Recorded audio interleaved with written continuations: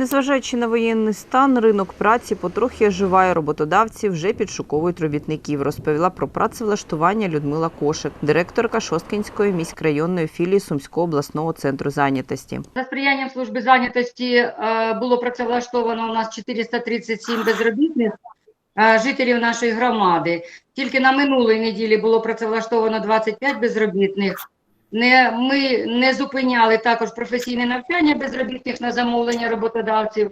І 106 безробітних пройшли це навчання, і вони зараз працевлаштовуються до роботодавців, які їх замовляли. 21 житель громади прийняв участь у громадських роботах. Людмила Прокопівна розповіла, скільки нині безробітних перебуває на обліку у центрі зайнятості. На сьогодні на обліку у нас перебуває більше 2000 безробітних, із них 1600 майже отримують допомогу по безробіттю. Допомога по безробіттю у нас заборгованості зараз немає і виплачена по першу декаду червня місяця. Очільниця філії розповіла, наскільки центр зайнятості може працювати автономно у разі надзвичайної ситуації. У нас є 2 генератори, якщо буде відсутня електроенергія, і є досвід роботи центрів зайнятості за центри, де були бойові дії. Наприклад, ми працювали за Ахтирку, за Тростянець, тобто у нас є доступ до баз даних, і якщо у нас не буде електроенергії, може будь-який центр